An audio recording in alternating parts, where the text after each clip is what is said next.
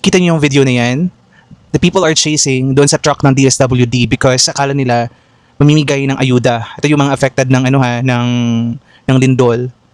So ang sabi dito, nung si BBM ay andoon, so namimigay ang DSWD, pero nung umalis sa BBM, umalis na din yung DSWD. So ano ba? Is it for the show only?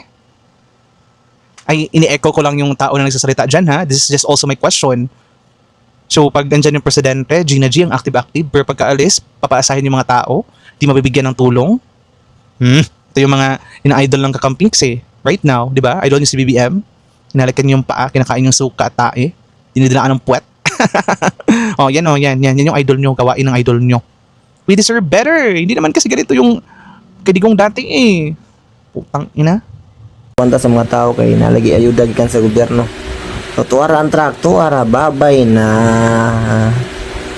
umaasa at pinaasa. Ay nako talaga. Sa hirap ng buhay. Laban Mindanao.